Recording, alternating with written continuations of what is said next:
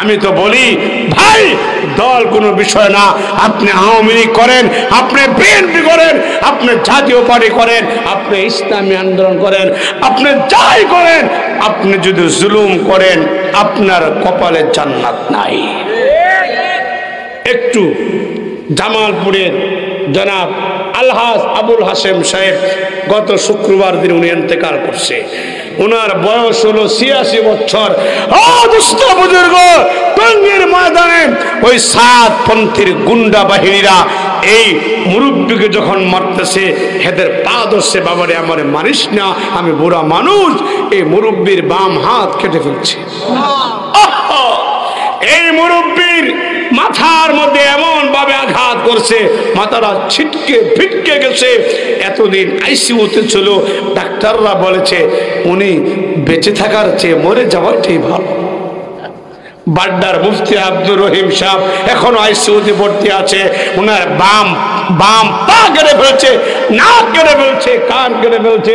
ওই মুফতি আব্দুর রহিম সাহেব আইসিইউতে মৃত্যু শয্যায় শায়িত। ওনার 4টা মেয়ে কাঁদতেছে।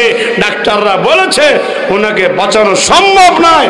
ওনার মাথার মধ্যে যে আঘাত লেগেছে, উনি যদি আরো 20 বছরও বাঁচিয়ে থাকে, উনি কোনোদিন কথা বলতে পারবে না। এগুলো কি মানুষের কাজ? এগুলো কি মানুষের কাজ? ও দুষ্ট বুজুর্গ, ওই সাতপন্থীর ডাকাত, ওই গুন্ডাদেরকে অত্র এলাকার কোন মসজিদে ঢুকতে দেবেন না। কে কে রাজি আছেন হাত তুলে দেখা।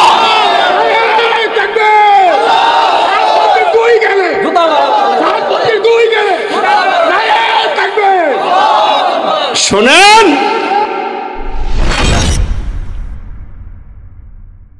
বিসমিল্লাহির রহমানির রহিম। কুরআন ও হাদিসের আলোকে গুরুত্বপূর্ণ তাকরীর পেশ করবেন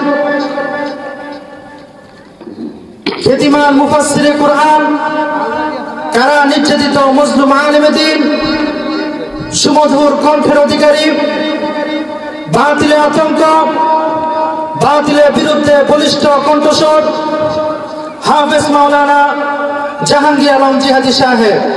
হাফেজ মাওলানা জাহাঙ্গীর আলম জিহাদি সাহেব, প্রধান পরিচালক, পাঁচানী রওজাতুল উলুম মাদ্রাসা।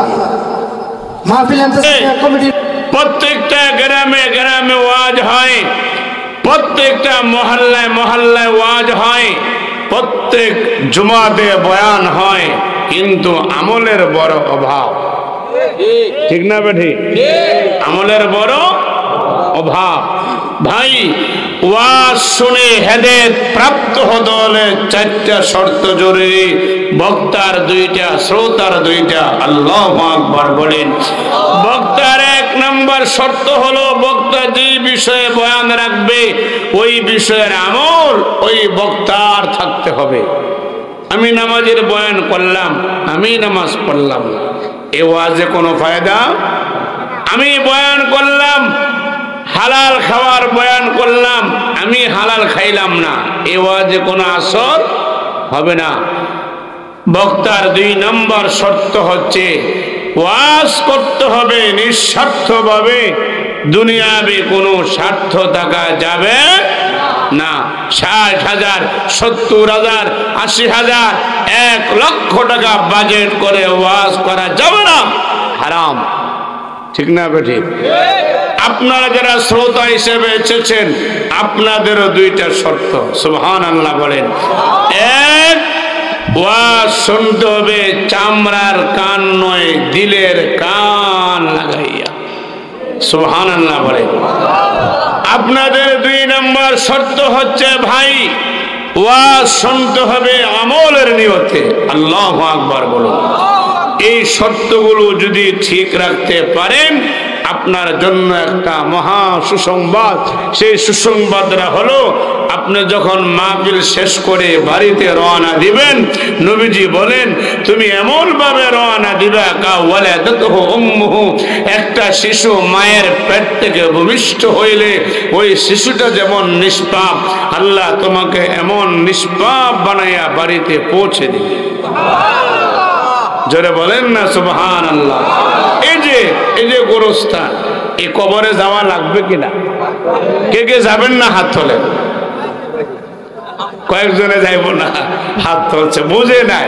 কে কে যাবেন হাত তোলেন। আল্লাহু আকবার। এই কবর, হায়, আমার আগে কোন হুজুর যেন বয়ানে বলেছেন, এই কবর বান্দাকে প্রতিদিন 70 বার ডাক দেয়। কয়বার? কয়বার? এই মাইকম্যান একটু ডাক দেন। আনা বাইতুদ দুর, এই কবর ডাক দেয়া বলে, আমি পোকা মাকড়ের ঘর। আমি কিসের ঘর? সবাই বলেন। এই মাউতরে পাল্লাই, মাউত থাকলে মাউত পাল্টা।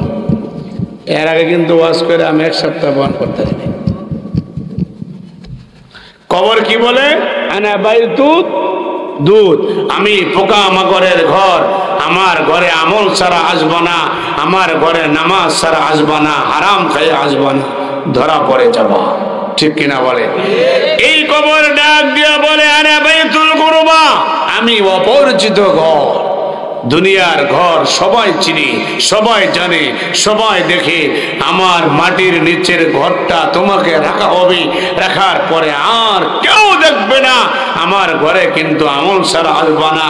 এই কবর ডাক দিয়া বলে, আনা বাইতুল ওয়াহদা, আমি একাকী ঘর। কি বলে? বলেন, আমি একাকী ঘর। একাকী যন্ত্রণা বড়ই কঠিন। ঠিক না বেঠি? জোরে বলেন। আমরা দেখেছি এই বাংলাদেশের একজন শিল্পপতি, সে আমেরিকা থেকে ফেসবুক লাইভে এসে নিজের মাথায় নিজে গুলি করে আত্মহত্যা করেছে। ঠিক কিনা বলেন? আরো জোরে বলেন। কেন?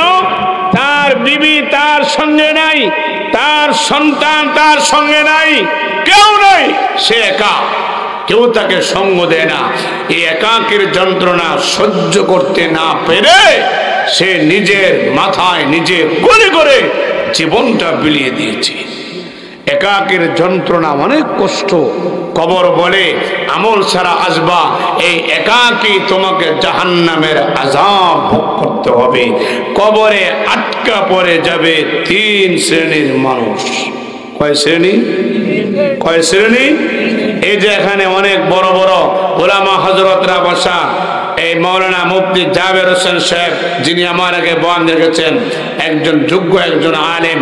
হাফেজ মাওলানা মুফতি ফরিদউদ্দিন সাহেব, হাফেজ মাওলানা ইমরান হোসেন সাহেব, হাফেজ মাওলানা মুফতি ওলিউল্লাহ মেজবা সাহেব, হাফেজ মাওলানা বেলাল হোসেন সাহেব, হযরত মাওলানা আব্দুর রশিদ সাহেব, নিচে আরো অনেকে আছে, অনেক যোগ্য যোগ্য আলেম। এরাও জানে কবরে আটকা পড়ে যাবে 3 শ্রেণীর মানুষ। কয় শ্রেণী? এক, বেনামাজি। বলেন, 1 নম্বর কারা? একটা বেনামাজি। জানেন কত নিকৃষ্ট? হায়, একটা বেনামাজি, ও দুস্থ বুজুর্গ, একটা বেনামাজি কত নিকৃষ্ট জানেন? ভাই, আমি মাওলানা জাহাঙ্গীর আলম জিহাদির সারা জীবনের ওয়াজ যদি এক পাল্লায় করি, আরেক পাল্লায় যদি একটা সেজদা উঠাই, সারা জীবনের ওয়াজের চাইতে একটা সেজদার পাল্লা ভারী হয়ে যাবে। কথা বলেন ঠিক কিনা? নামাজ ছাড়া বিকল্প কোনো পথ নাই, নামাজ ছাড়া জান্নাত নাই, নামাজ ছাড়া ঈমান নাই, নামাজ ছাড়া মুসলমানিত্ব নাই। কথা বলেন ঠিক কিনা? এই সমাজে, এই এলাকায় এমনও লোক থাকতে পারে যারা আজকের ফজরের নামাজও পড়ে নাই। আছে না নাই? আমার কথাগুলো একটু খেয়াল করবেন। ও দুস্থ বুজুর্গ, ফজরের আজান দিলে দেখবেন আপনার এলাকার একটা কুকুরও ঘুমায় না, জেগে উঠি সুবহানাল্লাহ বলে। আরো জোরে বলেন।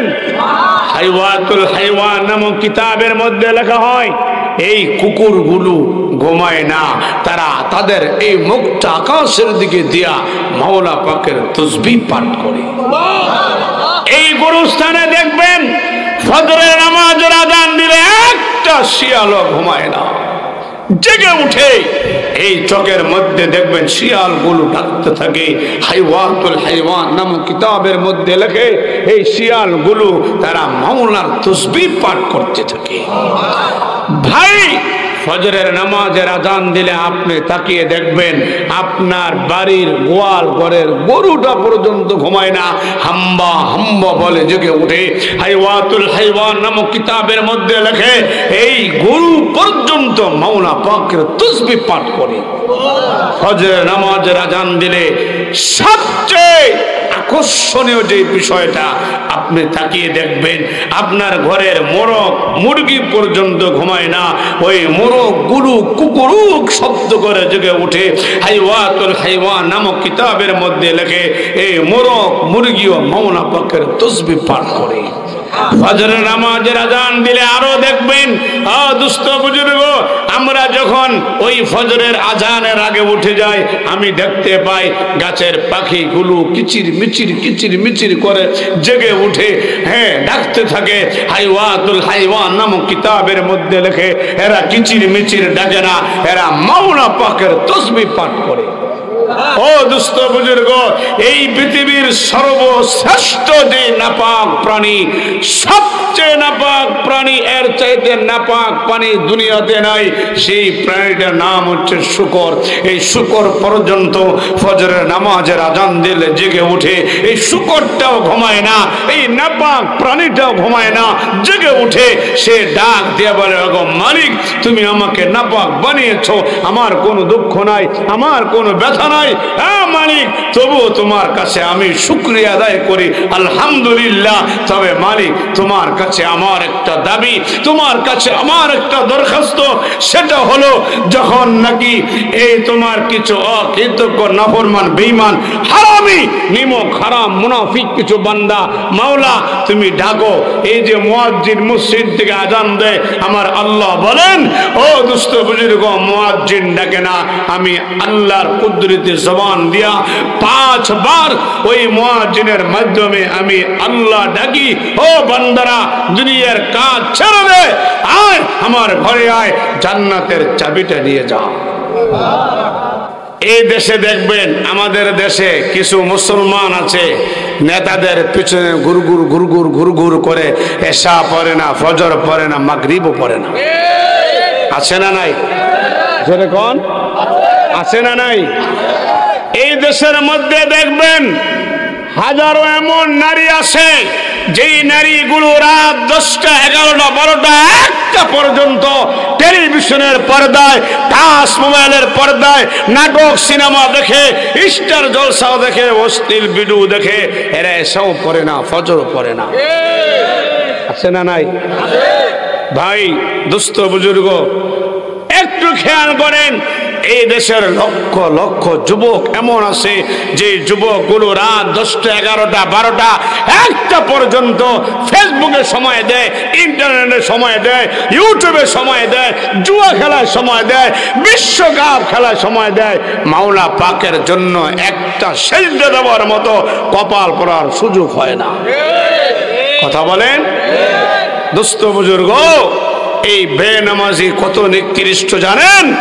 ও দুস্থ বুজুর্গ, এই যে আমরা জমিন দিয়ে হাঁটি, আমরা যখন জমিন দিয়ে হাঁটতে থাকি, একটা বেনামাজি যখন আল্লাহ পাকের জমিন দিয়ে হাঁটতে থাকে, এই জমিন আল্লাহ পাককে ডাক দিয়ে বলে মালিক, ও মালিক, তোমার কাছে আমার একটা দাবি, ওগো মালিক, এই নাফরমান, এই বেঈমান, এই নিমক হারাম, এই নিকৃষ্ট বান্দা আল্লাহ তোমার দরবারে সিজদা দেয় নাই, আল্লাহ আমি ফরিয়াদ করি এই মাটিটা 2 ভাগ করে দাও, আমি তাকে মাটির নিচে দাবাইয়া তাকে মাটির সাথে পিষিয়ে দিই। একটা বেনামাজি জানেন কত নিকৃষ্ট? এখন আওয়াজ আরো কমে গেছে, আমি বারবার বলছি মাইকটা যেন ভালো হয়, মাইকের আওয়াজ বাহিরে ভালো আছে কিন্তু ভিতরে ঠিক করো। একটা বেনামাজি কত নিকৃষ্ট, গরু আছে না, গরু কথা বলে, একটা গাই গরু যখন একটা মানুষ যখন গরুর দুধ দোহাইতে যায়, ভাই হাইওয়াতুল হাইওয়ান নামক কিতাবের মধ্যে লেখে একটা বেনামাজি গরুর দুধ দোহাইতে গেলে এই গরুটা পর্যন্ত আল্লাহকে ডাক দেয়, বেনামাজির হাত গরু পর্যন্ত সহ্য করতে পারে না, গরু ডাক দিয়ে বলে ও মালিক, এই নাফরমান, এই বেনামাজি, এই হারামি, এই অকৃতজ্ঞ বান্দাকে আমি 1 ফোঁটা দুধ আল্লাহ আমি তাকে দেব না, ও আল্লাহ তুমি অনুমতি দাও, একটা লাথি মেরে তাকে জনমের মতো বিদায় করে দিই। বেনামাজির কেউ দেখতে পারে না। একটা বেনামাজির লাশ যখন কবরে নেওয়া হয়, গুরুস্থানের দিকে নেওয়া হয়। আজকে যেহেতু গুরুস্থানের মাহফিল, কবরের মাহফিল, এর জন্য একটু আলোচনা করি। একটা বেনামাজির লাশ যখন কবরে নেওয়া হয়, একটা বেনামাজির পুরুষ মহিলা, একটা বেনামাজি মেম্বার, একটা বেনামাজি চেয়ারম্যান, একটা বেনামাজি এমপি, একটা বেনামাজি মন্ত্রী, একটা বেনামাজি প্রধানমন্ত্রী, একটা বেনামাজি রিক্সাওয়ালা, একটা বেনামাজি অটোওয়ালা, একটা বেনামাজি ব্যবসায়ীর লাশ যখন কবরে নেওয়া হয়, সে যেই হোক, হোক সে রিক্সাওয়ালা, হোক সে প্রধানমন্ত্রী, যেই হোক, সে ওই জাহান্নামের আযাবগুলো দেখতে পায়। সে এমন জোরে বিকট আওয়াজে চিৎকার দিয়া বলে, ও আমার সন্তানেরা, তোদের পায়ে পড়ি, আমার লাশ এই কবরে রাখিস না, আমি তো জাহান্নামের ভয়াবহ আযাব দেখতে পাচ্ছি। ভাই, বেনামাজি বেনামাজি এত নিকৃষ্ট। একটা বেনামাজিকে কবরে যাওয়ার পরে প্রশ্ন করা হবে, বলো তোমার রব্বুক, তোমার রবকে, তোমার প্রভুকে। ওই সময় বেনামাজি গুলো বলবে, লা আদিরি আল্লাহ, আমি কিচ্ছু জানি না, আমি কিচ্ছু দেখি না, বুঝি না। ওই সময় এলান হবে, ফাফরিসুহু মিনান নার ওয়ালবাসুহু মিনান নার ওয়াফতাহু লাহু বাবাম মিনান নার। এই হারামি, এই নিমক হারামের বিছানা, এই অকৃতজ্ঞ বেঈমানের বিছানাটা জাহান্নামের বিছানা বিছিয়ে দাও। এই বেঈমানের পোশাকটা জাহান্নামের পোশাক পরে দাও। এই বেঈমানের কবরটা জাহান্নাম বরাবর দরজা খুলে দাও। সেদিন কি হবে একটু ভেবে দেখেছি। আমি তো এই মাটির উপরে ঘরটা সাজানোর জন্য আমার জীবনটাকে বিলিয়ে দিচ্ছি। কোটি কোটি টাকা, লক্ষ লক্ষ টাকা আমি বিলিয়ে দিচ্ছি মাটির উপরে ঘরটার জন্য। এমন মানুষ আছে সুদ খাইয়া, ঘুষ খাইয়া, আরেকজনের হক মেরে খেয়ে আমরা বড় বড় বিল্ডিং বানাই, কিন্তু মাটির নিচের ঘরটার জন্য আমরা কোনো ফিকির নাই। কথা বলেন, জোরে বলেন। ও দুস্থ বুজুর্গ, এই মাটির নিচের ঘরটার নাম হচ্ছে কবর। এই কবরের কি শাস্তি, ভয়াবহ শাস্তি হবে। আমরা দুনিয়াতে সাধারণ একটা মশার কামড় থেকে বাঁচার জন্য আমরা কয়েল লাগাই, আমরা অ্যারোসল লাগাই, আমরা মশারি লাগাই, কত কিছু করে একটা সামান্য মশার কামড় থেকে বাঁচার জন্য। আর কবরের এই ভয়াবহ শাস্তি থেকে বাঁচার জন্য আমি হারাম খাই না, আমি হালাল খাই না, আমি নামাজ পড়ি না, আমি মাওলার ইবাদত করি না। ও দোস্ত, এই কবরের আযাব অত্যন্ত কঠিন হবে। হযরতে ওসমান গনি রাদিয়াল্লাহু তাআলা আনহু কবরের পাশ দিয়ে হেঁটে গেলে উনি কাঁদতে কাঁদতে বেহুশ হয়ে যেত, বেহুশে জমিনে পড়ে যেত।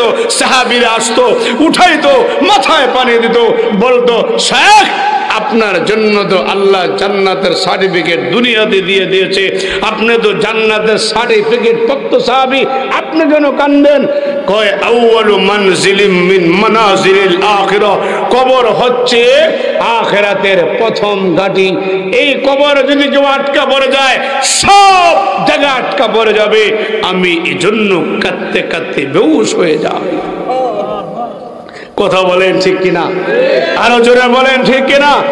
ও দুস্থ বুজুর্গ, একটু খেয়াল করেন, একটা বেনামাজির লাশ যখন কবরে নেওয়া হয়, দুইজন ফেরেশতা আসবে, আমা ওয়া সাম্মু, অন্ধ বধির, কানে দেখবে না, চোখে দেখবে না, কানে শুনবে না। এরা ওই জাহান্নামের বুরুজ দিয়া এরা ওই আপনার ওই জাহান্নামীদেরকে পিটাইতে থাকবে। ও দুস্থ বুজুর্গ, নামাজ ছাড়া বিকল্প কোনো রাস্তা নাই।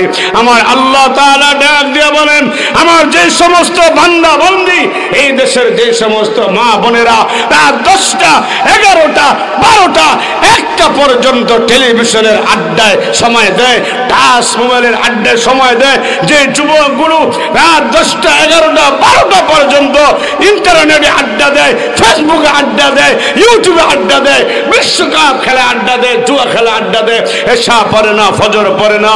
ও দুস্থ বুজুর্গ, এরা যখন যে জমিদারের বাচ্চারা, যে নেতাগুলো নেতার পিছনে গুড়গুড় গুড়গুড় করিয়া এশা পড়ে না, ফজর পড়ে পড়ে না, সকাল 7টা 8টা 9টা বাজে ঘুম থেকে উঠে আমার আল্লাহ বলেন ওয়ালাকাদ যারানা লিজাহান্নামা কাসীরা মিনাল জিন্নি ওয়াল ইনসি লাহুম কুলুবুল লা ইয়াফকাহুনা বিহা ওয়া লাহুম আ'য়ুনুল লা ইউবসিরুনা বিহা ওয়া লাহুম আযানুল লা ইয়াসমাউনা বিহা উলাইকা কাল আনআম বাল হুম আদাল্লু উলাইকা হুমুল গাফিলুন।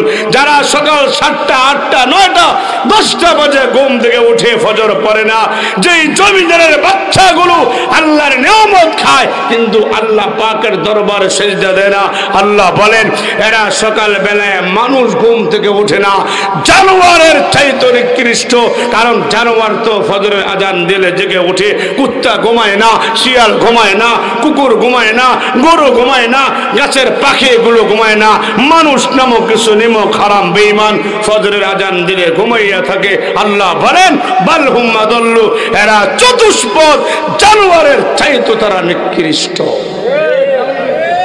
কার কথা? আমার গলাটা আজকে তারা গজব মেরে দিছে, বারবার বলছি আমি কথাটা। ভাই বয়ান শর্টকাট 2, খেয়াল করেন। মাস্তানি ফডর ফডর ছুড়ে লেবো কবরে গেলে, কথা কন জোরে কন। 2, আটকা পড়ে যাবে কবরে গেলে যারা হারাম খায়। কি খায়? কি খায়? আরো জোরে কন।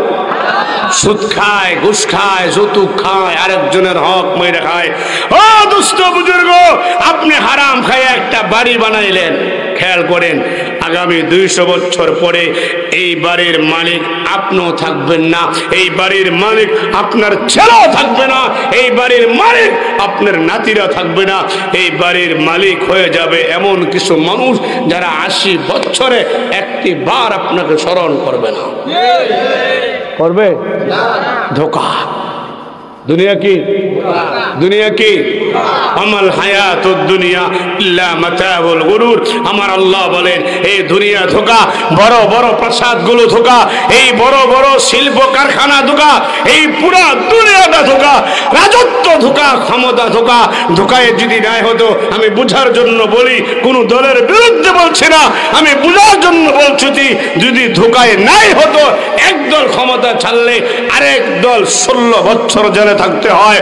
ও দুষ্ট বুজুর্গ, যদি ধোকায় না হতো 16 বছর 17 বছর ক্ষমতা থাকার পরে 1 ঘন্টা আগেও জানতো না দেশ ছেড়ে আমাকে পালাতে হবে, এর মানে প্রমাণ করে আল্লাহ ক্ষমতাটাও ধোকা।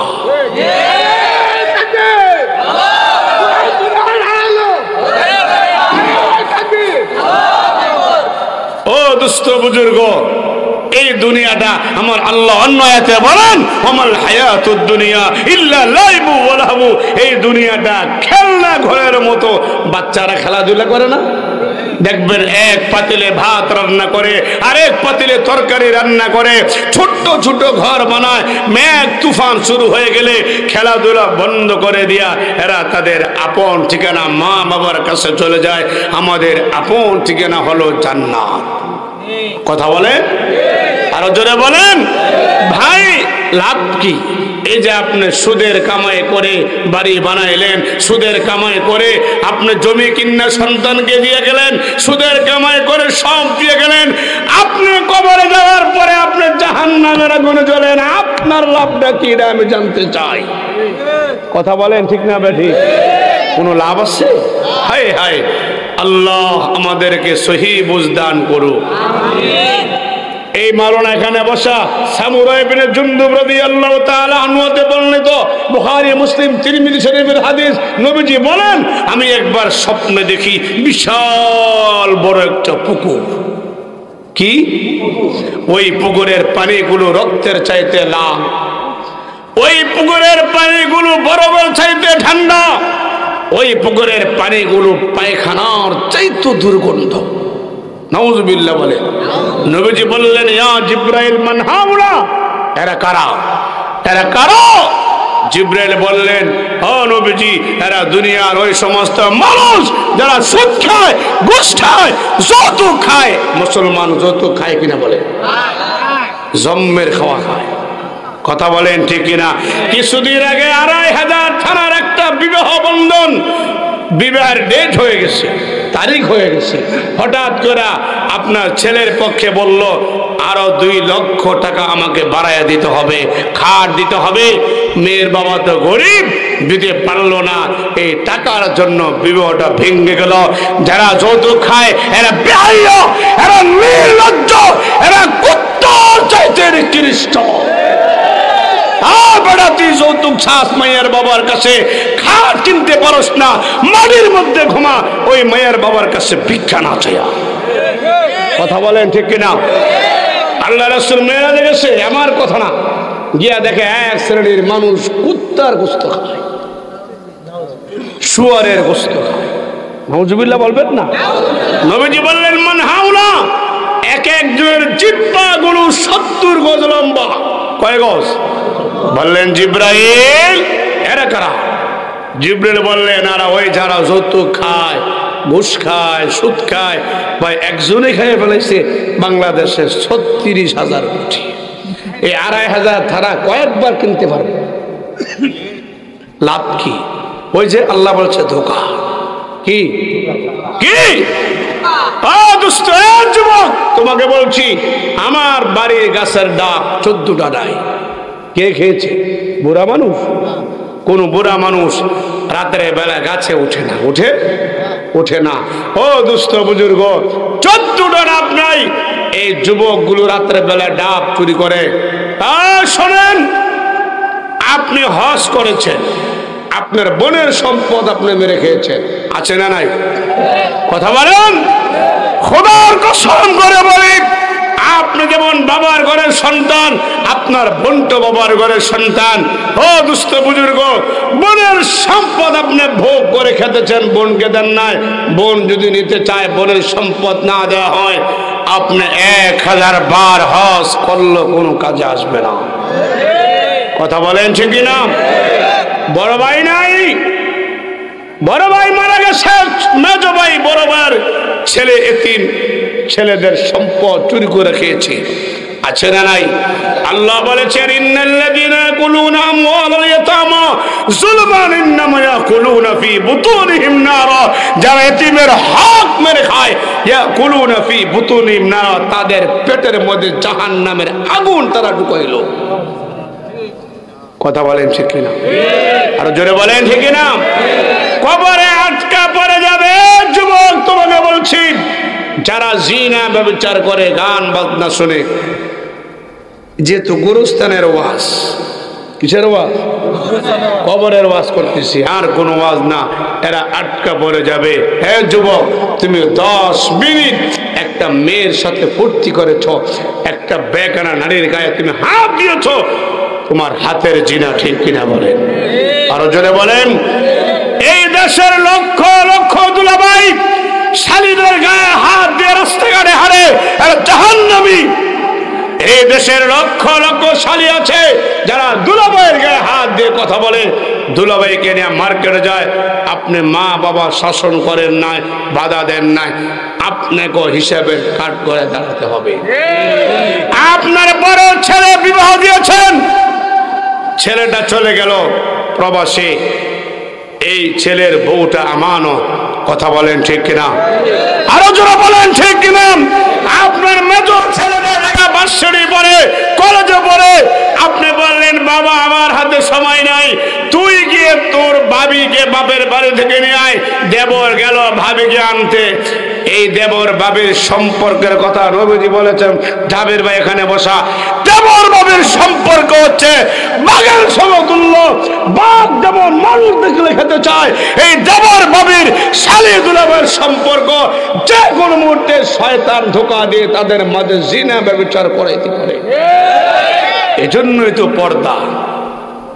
এজন্য কি? এজন্য কি?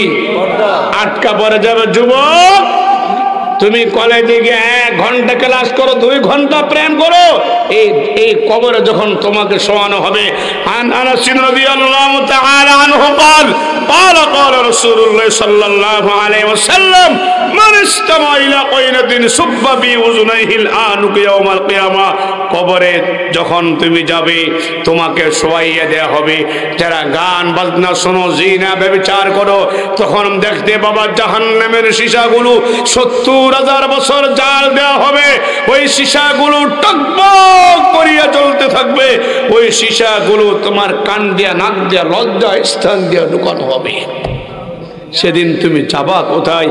এই যে ফেসবুকে তুমি অশ্লীল ভিডিও দেখো, 10 মিনিট তুমি মজা করলা, এই 10 মিনিট মজার বিনিময় মা বোনেরা কান বেঁধে শোনো, 10টা মিনিট তোমার স্বামী প্রবাসী, রাত বাজে 2টা, কেউ দেখলো না, তুমি একটা পর পুরুষের সঙ্গে একটা পর পুরুষের গায়ে হাত দিলা, তোমাকেও এই শাস্তি ভোগ করতে হবে।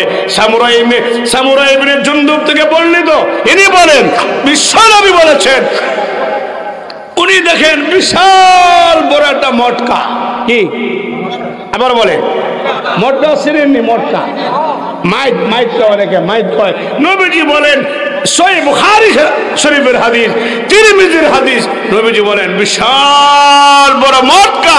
হে মায়েরা, যারা তোমরা সকালো টেলিভিশন নাটক দেখো, এই দেশের লক্ষ বেহাইয়া বেশরমা নির্লজ্জ নারী আছে যারা স্টার জলসা নাটক সিনেমা গান বাজনা ছাড়া কিছু বোঝে না। কথা বলেন না ঠিক কিনা? এরা প্রস্তুত থাকো, তোমাদেরকে ওই মটকার মধ্যে রাখা হবে। নবীজি বলেন, আমি তাকাইয়া দেখলাম মটকা তেল ভর্তি, ওই তেলগুলো জাহান্নামের আগুন দিয়ে জ্বালানো হচ্ছে। নারীও উলঙ্গ, পুরুষও উলঙ্গ, ল্যাংটা, ওই ল্যাংটা নারী পুরুষদেরকে ওই তেলের মধ্যে জাল দেওয়া হচ্ছে। হ্যাঁ, বগলাইতেছে, ওরা জোরে চিৎকার করতেছে, আল্লাহ ও মালিক, তুমি 24 ঘন্টার মধ্যে 1টা ঘন্টা শাস্তিটা বন্ধ রাখো। মালিক, তুমি সপ্তাহে 7 দিনের মধ্যে 1টা দিন আল্লাহ তুমি শাস্তিটা বন্ধ রাখো। আল্লাহ বলবে, এ নাফরমান, আজ তোদের কোনো ক্ষমা নাই। কি নাই? এ যুবক, তুমি একটা নারীর সাথে জিনা করেছো, তোমাকে ওই মটকার মধ্যে রাখা হবে। ও মা বোনেরা, যারা তোমরা পরকে প্রেমে লিপ্ত আছো, তোমাদের জন্য আরো মারাত্মক সংবাদ, তোমাদের জন্য মহা বিপদ। এদের কোনো ক্ষমা নাই যারা পরকে প্রেমে লিপ্ত হয়। আল্লাহ বলেছেন, যারা বিবাহের পরে জিনা ব্যভিচার করে, এদের দুনিয়ার শাস্তি হলো এদেরকে মাটির মধ্যে বুক পর্যন্ত দাবিয়ে দাও, পাথর মেরে মেরে এদেরকে দুনিয়া থেকে বিদায় করে দাও। কথা বলেন ঠিক কিনা? সাবধান হয়ে যান, এই মটকার ভিতরে তোমাদেরকে রাখা হবে। আমার শেষ আলোচনা যেটা, কবরে আটকা পড়ে যাবে পিতা মাতার অবাধ্য সন্তান। আছে না নাই? আছে না নাই? এই দেশে এমনও কিছু পুরুষ আছে যারা বিবিদেরকে নিয়া, বাচ্চাদেরকে নিয়া বিল্ডিং এ ঘুমায়, মা ভাঙ্গা দুসালা ঘরে ঘুমায়। আছে না নাই? হ্যাঁ, মা বউ যদি বলে আমার কাপড় লাগবে, মার্কেটে দৌড় দেয়। বউ যদি অসুস্থ হয়, ডাক্তারখানায় দৌড় দেয়। মা অসুস্থ হয়ে বিছানায় পড়ে থাকে, যদি বলা হয় আমার কাপড় লাগবে, কয় টাকা নাই, বউ যা বলে তা শোনে, বাপ মার সেবা করে না, বাপ মার কথা মানে না। আমি এদের নাম দিয়েছি নাম্বার 1 মাইজ্ঞা। মাইজ্ঞা বোঝেননি? যারা বউর কথায় উঠে বসে। কথা বলেন ঠিক কিনা? একটি ঘটনা বলবো, কুমিল্লা মুরাদনগরে ঘটনা। এটা সারা বাংলার মানুষ দেখছে। যমুনা টিভির নিউজ, সারা গোটা দেশের মানুষ দেখছে। এক মহিলা তার যৌবনকালে স্বামী মারা গেছে। হ্যাঁ, এ মায়েরা খেয়াল করে শুনুন, আল্লাহর নবী বিশ্বনবী রাহমাতুল লিল আলামিন বলেন, কিয়ামতের ময়দানে আমি নবীজি জান্নাতের চাবিটা নিয়ে জান্নাতের তালা খোলার জন্য যখন আমি রওনা দিব, আমি নবীজি জান্নাতের কাছে গিয়ে দেখব এক শ্রেণীর মহিলা আমার আগে আগে জান্নাতে যায়। আরে বলতো আল্লাহর নবী ডাক দেয়া বলবেন, কে গো তোমরা আমার আগে আগে তোমরা জান্নাতে রওনা দিয়েছো?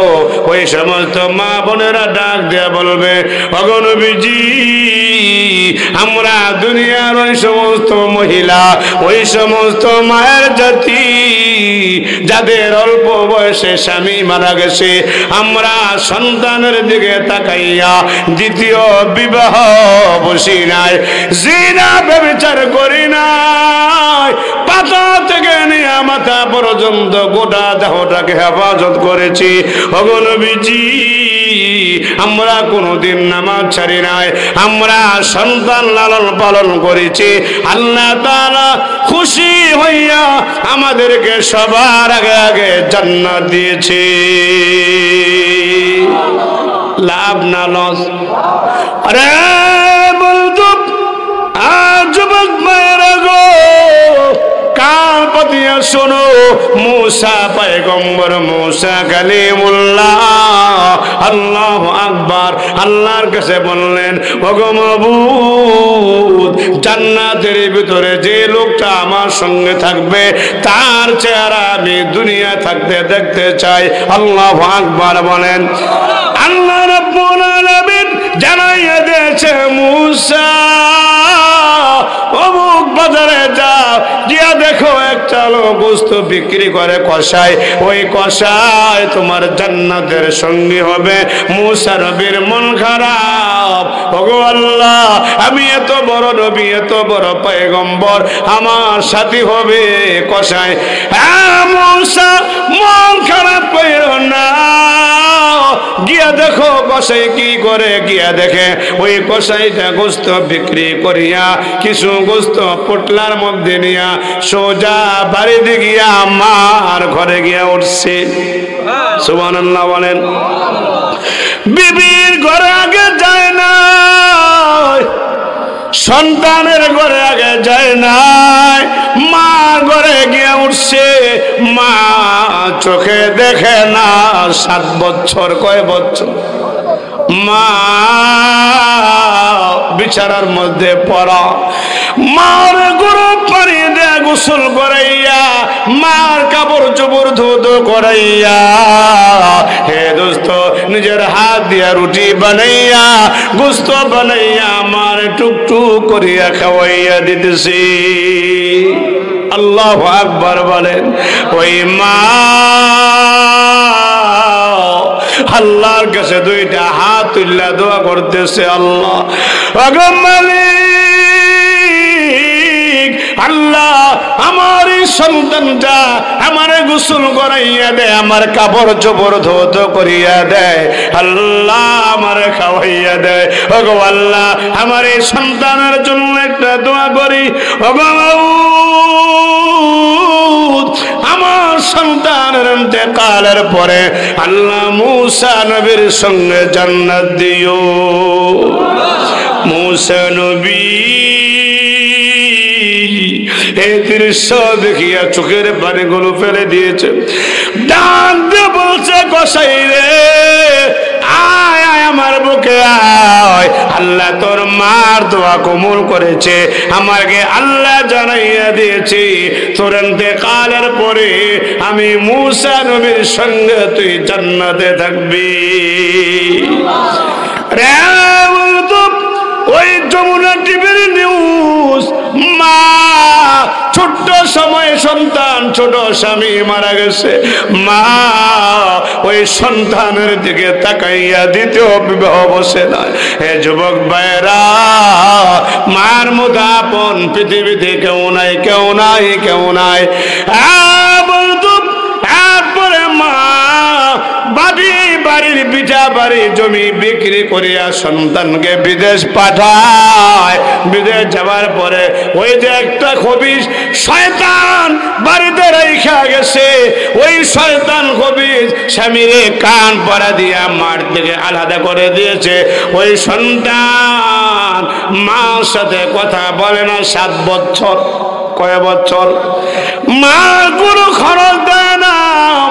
হ্যাঁ বন্ধু, মা যখন মারা যায়, বিছানায় পরে মারা যায়, যমুনা টিভি নিউজ করছে, ওই মা ওই সবাইকে বলতেছে, গ্রামবাসীকে বলতেছে, ও গ্রামবাসী, আমি বলে গেলাম আমার মৃত্যুর পরে আমার ছেলে যদি বাংলাদেশে আসে, সে যেন আমার কবরে না যায়। সে যদি আমার কবরে যায়, আমার আত্মাটা কষ্ট পাবে। ওই কুরআনের বেঈমান সন্তান বিদেশ থেকে সংবাদ শুনতে পায় যে রঙ্গিলা বউর জন্য মার মনে কষ্ট দিয়েছে। ওই রঙ্গিলা বউ 17 কোটি টাকা লইয়া, স্বর্ণ গয়না লইয়া, আরেক বেড়া লইয়া ভাগ্যা গেছে। আল্লাহ বিচার করেনি। খোদার কসম, মা বাবারে খরচ না দিয়া, বাপ মার সেবা না করে তুমি জিতে যাবা, অসম্ভব। কথা বলে, আরো জোরে বলেন ঠিক কিনা? রে বলতো ভালো করিয়া শুনো, ওয়াইস করুনি নবীর দরবারে চিঠি লাগছে, ওগো নবীজি, আমি বুড়া মা খেদমতের কারণে আপনার দরবারে আসতে পারি না। ওগো নবীজি, আমি যখন রাত্রে বেলা ঘুমাই আপনাকে স্বপ্নে দেখি। আল্লাহর নবী জবাব দিয়েছে, ওয়াইস করুন রে, আমার দরবারে আসা লাগবে না, মা সেবা করো, দেখা হবে জান্নাতে। আরো জোরে বলেন না সুবহানাল্লাহ। রে মুসলমান, মার মতো আপন পৃথিবীতে কেউ নাই, কেউ নাই। এই গুরুস্থানে অনেকের মা বাবা শুয়ে বেশি, ঠিক কিনা বলেন? ওই মা বাবা গুলো 24টা ঘন্টা সন্তানের 2টা হাতের দিকে তাকাইয়া থাকে, ঠিক কিনা? মুসলমান, কোন সন্তান যদি মা বাবার নামে দান করে, মা বাবার কলিজা ঠান্ডা হয়ে যায়। বৃষ্টি পড়েনি, বৃষ্টি দেখবেন, আমি যদি খালি গায়ে ঘুরি, বৃষ্টির ফুটা যদি পরে আমি টের পাই কিনা বলেন? মা বাবার কবরে গিয়া পড়তে থাকে, আর মা বাবার আত্মাগুলো ঠান্ডা হয়ে যায়। হ্যাঁ মুসলমান, আসদকাত দারুদ্দুল বালা, দান করলে বালা মুসিবত দূর হয়। দান করলে আপনার ঘরে অভাব, ওই অভাব দূর হয়ে যাবে। সুবহানাল্লাহ। আপনার সন্তান বিদেশ, ওই সন্তানের নামে যদি দান করেন, আল্লাহ রাব্বুল আলামিন ওই বিদেশি সন্তানকে ভালো রাখবে, তার ঘরের মধ্যে বরকত দিবে। জোরে কোন আমিন। সবাই 2টা হাত তোলেন, 2টা হাত তোলেন, ডাক দেন আল্লাহ। আরো জোরে ডাক দেন আল্লাহ। বলেন আমরা সবাই, বলেন না, বলেন না, আমাদের এই কবর মাটির নিচের ঘরটার জন্য, এটা ঘর কিনা কোন? আরো জোরে কোন ঘর কিনা? এই মাটির নিচের ঘরটার জন্য আল্লাহ আমরা সবাই মনটা ভরিয়া দান করব। আমিন। কেউ যাবেন না, অল্প সময় কালেকশন হবে, আখেরি মোনাজাত দিয়ে যাবেন। আমাকে যখন গুম করা হয়, আয়না ঘরে রাখা হয়। আয়না ঘর বুঝেননি? আয়না ঘর আমিও বুঝতাম না কারে, আমিও বুঝতাম না আয়না ঘর কারে কয়। এই হেরাই নাম দিছে আয়না ঘর, যারা গুম করে নিখোঁজ করে রাখছে। ওই আয়না ঘরে যখন ছিলাম তখন বুঝছি কবর কাহাকে বলে। সেম কবর, ওটা আরেকটা কবর, 2 হাত পাশ, 2 হাত এতটুকু উঁচা, খেতা নাই, বালিশ নাই, বিছানা নাই। এই চক্ষু 2টা 24টা ঘন্টা বেঁধে রাখছে। আমার সামনের কামরার লোকটাকে 10 আঙ্গুলে 10টা সুই ঢুকাইছে। আমার বামের কামরার এক লোক দেখা তো যায় না, চিৎকার দিছে, এখানে শব্দ করা নিষেধ, জোরে কথা বলা নিষেধ, জোরে কোরআন তেলাওয়াত নিষেধ, কান্নাকাটি নিষেধ, কানতে হয় গোপনে, জোরে কানলে ঠাস ঠাস বাড়ি দেয়। ওই লোকটা আল্লাহ শব্দ উচ্চারণ করছে। কেন আল্লাহ শব্দ জোরে বলল? ওই ভারতের মালাউনের কুত্তার বাচ্চারা হিন্দি ভাষায় বিভিন্ন বিভিন্ন কুভাষায় গালি দিয়া 100 ব্যত্রাঘাত করেছে। হিন্দি ভাষায় বক্তব্য করে আমরা নাকি যারো সন্তান। আমি তো বলি ভাই, দল কোনো বিষয় না। আপনি আওয়ামী লীগ করেন, আপনি বিএনপি করেন, আপনি জাতীয় পার্টি করেন, আপনি ইসলামী আন্দোলন করেন, আপনি যাই করেন, আপনি যদি জুলুম করেন আপনার কপালে জান্নাত নাই। একটু জামালপুরের জনাব আলহাজ আবুল হাশেম সাহেব গত শুক্রবার দিন উনি ইন্তেকাল করছে। ওনার বয়স হলো 86 বছর। দুষ্ট বুজুর্গ, টঙ্গীর ময়দানে ওই সাতপন্থীর গুন্ডা বাহিনীরা এই মুরব্বীকে যখন মারতেছে, হেদের পা ধরছে, বাবারে আমারে মারিস না, আমি বুড়া মানুষ। এই মুরব্বীর বাম হাত কেটে ফেলছে। এই মুরব্বীর মাথার মধ্যে এমন ভাবে আঘাত করছে, মাথাটা ছিটকে ফিটকে গেছে। এতদিন আইসিইউতে ছিল, ডাক্তাররা বলেছে উনি বেঁচে থাকার চেয়ে মরে যাওয়াটাই ভালো। বাড্ডার মুফতি আব্দুর রহিম সাহেব এখনো আইসিইউতে ভর্তি আছে। ওনার বাম পা কেটে ফেলছে, নাক কেটে ফেলছে, কান কেটে ফেলছে। ওই মুফতি আব্দুর রহিম সাহেব আইসিইউতে মৃত্যু শয্যায় শায়িত। ওনার 4টা মেয়ে কাঁদতেছে। ডাক্তাররা বলেছে ওনাকে বাঁচানো সম্ভব নয়। ওনার মাথার মধ্যে যে আঘাত লেগেছে, উনি যদি আরো 20 বছরও বাঁচিয়ে থাকে উনি কোনোদিন কথা বলতে পারবে না। এগুলো কি মানুষের কাজ? এগুলো কি মানুষের কাজ? ও দুষ্ট বুজুর্গ, ওই সাতপন্থীর ডাকাত, ওই গুন্ডাদেরকে অত্র এলাকার কোন মসজিদে ঢুকতে দেবেন না। কে কে রাজা আছেন হাত তুলে দেখা।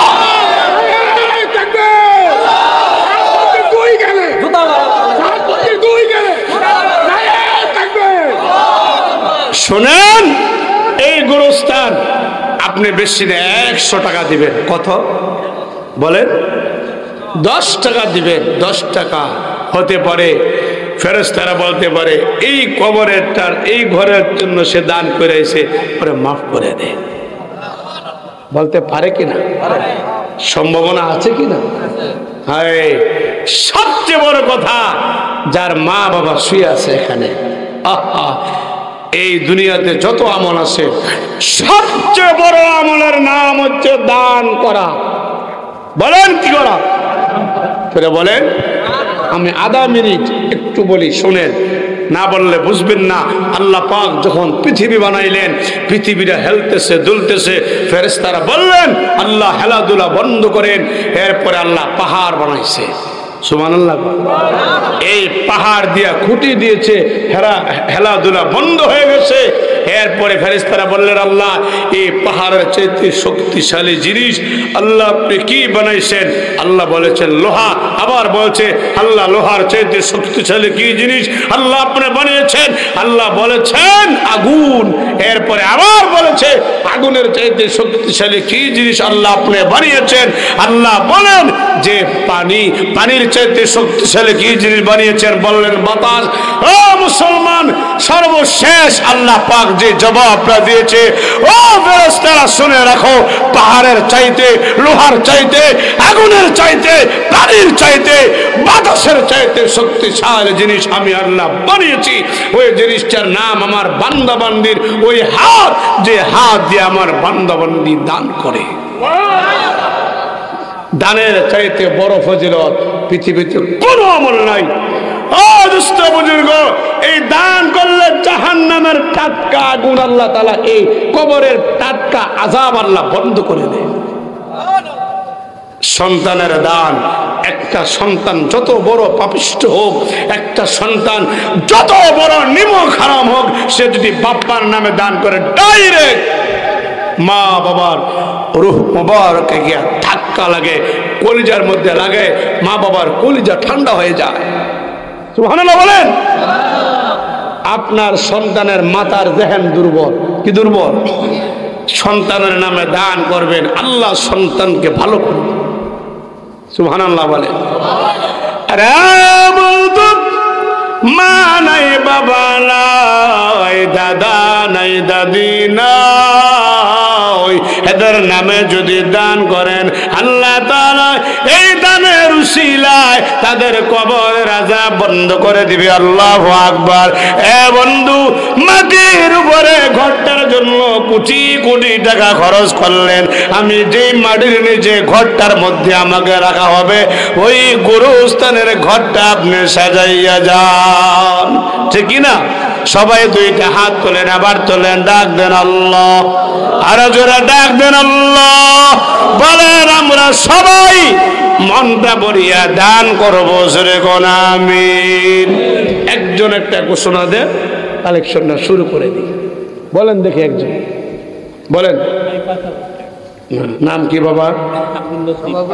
সভাপতি না? বাজানের ছেলে মেয়ে কয়জন? কি করে এরা? ব্যবসা করে। ব্যবসা হয়েছে কেমন? খারাপ না ভালো? ভালোই, আলহামদুলিল্লাহ। আপনি 1 লাখ দেন, জায়গা দিছে, আলহামদুলিল্লাহ কোন? এই তুই ঘুমাস রে, এই সারা মরে গেছে নাকি? কিরে একটু সাউন্ডটা ভালো পারা। লা ইলাহা জোর লা ইলাহা। আজকে এই গুরুস্থানের ওয়াজ করলাম, অন্য ওয়াজ করছি না, খারাপ লেগেছে? এগুলো দরকার আছে না নাই? হ্যাঁ, আমি মাওলানা জাহাঙ্গীর আলম জিয়াদি যদি হারাম খাই, আমাকেও জাহান্নামের আগুনে দেওয়া হবে। ঠিক কিনা বলে? নবীজি, ওই যে হযরত নবীজি স্বপ্ন দেখছে, সামুরা ইবনে জুনদুব থেকে বর্ণিত, উনি আরেকটা স্বপ্ন দেখে এক শ্রেণীর মানুষের মাথায় কুড়াল দিয়ে কোপায়। কি দিয়া? জিবরিল বললেন এরা কারা? ফেরেশতা বললেন এরা হলো ওই আলেম যারা ইলম শিখছে আমল করে নাই, এরা ওই বক্তা যারা ওয়াজ করছে কিন্তু নিজে আমল করে না। আমরা কিন্তু 1 নম্বরে টার্গেট। হ্যাঁ, তবে সবচেয়ে বড় ফেসে যাবে যারা জুলুম করে। কি করে? আমি একটা প্রশ্ন করি সবাইকে, আপনার বিবেক দিয়ে উত্তর দিবেন। ধরেন 1000 আলেম, 1000 আলেমের মধ্যে 999 জন যেটাকে সাপোর্ট করে ওইটা সঠিক, আর একজন যা বলে এটা সঠিক। মাথার তার ছিঁড়লে একজনের ছিঁড়তে পারে, 999 জনের একসাথে মাথার তার ছিঁড়তে পারে না। পথভ্রষ্ট হয়ে একজন হতে পারে, 999 জন একসাথে পথভ্রষ্ট হতে পারে না। আরেকটু কথা কই, আমরা যখন ছাত্র ছিলাম, খেয়াল করে, লক্ষ লক্ষ ছাত্র মাওলানা শাহ সাহেবের বয়ান শোনার জন্য নাস্তা না খাইয়া ইস্তেমার মাঠে গিয়ে বসে থাকতাম। কেন? শাহ সাহেবের বয়ান শুনে। এখন বলেন এই লোকটার বিরুদ্ধে সবাই কেন গেল? কোনো কারণ তো আছে, এটা বলে। যে লোকটার জন্য সারা দেশের আলেমরা জীবন দিত, যে লোকটা লক্ষ লক্ষ ছাত্ররা ভক্ত ছিল, আমিও ছিলাম, এই লোকটার বিরুদ্ধে সারা দেশের আলেমরা কেন গিয়েছে? কোনো কারণ তো আছে, নাকি এমনি গেছে? একটুকে মনে রাখি, আর বেশি কিছু বললাম না, সহজ ভাষায় আমি আপনাদেরকে বুঝাই দিলাম। আমিন কোন? আরো জোরে কোন? বলেন। মুরব্বী 5000 না? আজকের মাহফিলের সভাপতি জনাব আলহাজ আব্দুল লতিফ ভূঁইয়া সাহেব বিশিষ্ট সমাজ সেবক মারুয়াদি উনি জায়গা দিয়েছে, আলহামদুলিল্লাহ বলেন। তো বাজান জায়গা তো দিচ্ছেন, আমার আপনার বাবাই দিচ্ছে, আলহামদুলিল্লাহ। 5,000 আর 5,000 বাকি লেখান যায়, 1 লাখ কইলাম না, 50 করে লেখেন। এটা আপনার ছেলে ঘরে কয়েন যে জিহাদি হুজুরে লেখা হয়ে গেছে, ঠিক কিনা বেটি? লা ইলাহা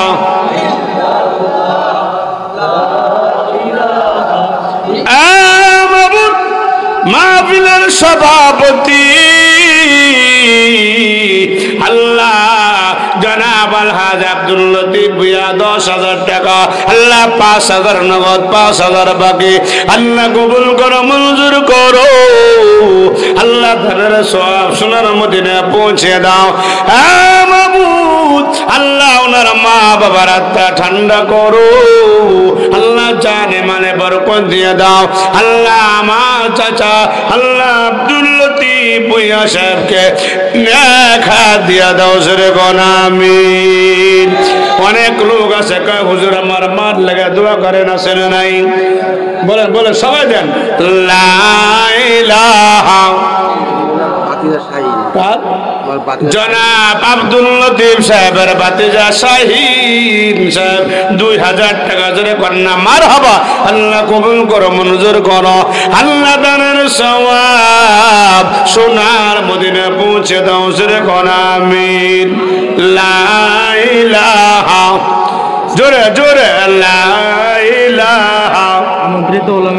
আল্লাহ মা বাবার কবরে, আল্লাহ দাদা দাদি নানা নানির কবরে, আল্লাহ আজাব দিও না। লা ইলাহা আমাদের এলাকারই মাওলানা কারি আফজল হোসেন সাহেব মারুয়াদি। আজকের আমন্ত্রিত উলামায়ে কেরামের একজন অতিথি মাওলানা কারি আফজল ভাই না, মাওলানা কারি আফজল হোসেন সাহেব কয় হাজার? 10,000 টাকা। মারহাবা। আফজল ভাইয়ের মা চিনি বাবা। মাবুদ আল্লাহ আফজল ভাইয়ের মা নাই বাবা নাই, আল্লাহ মা বাবার কবরটা জান্নাতের বাগান বানাও। আল্লাহ মা বাবার আল্লাহ জীবনের গুনাহগুলো মাফ করে দাও। আল্লাহ ওনার কামাই রুজির মধ্যে বরকত দিয়ে দাও। জোরে জোরে বলেন আমিন। লা ইলাহা আল্লাহ মা বাবার কবরে, আল্লাহ দাদা দাদি নানা নানির কবরে, আল্লাহ আজাব দিও না। লা ইলাহা। শাহিন বের মা আসেনি, শাহিন বের বাবা মা নাই বাবা নাই, বাবা নাই, মা নাই বাবা নাই। আর সবচেয়ে আল্লাহ শাহিন বের মা নাই বাবা নাই, আল্লাহ আমার মোহাব্বতের ভাই আল্লাহ শাহিন ভাইয়ের মা বাবার কবরটা জান্নাতের বাগান বানান। জোরে জোরে বলেন আমিন। শাহিন ভাইয়ের লেগে একটা স্পেশাল দোয়া করবো, রাজি আসেননি? আসেননি? শাহিন ভাই কি এই গোরস্থানের দায়িত্বে আছে? আলহামদুলিল্লাহ। উন্নয়নের কাজ করতেছেন। মানুষ মারি দিলে একটা দোয়া করে,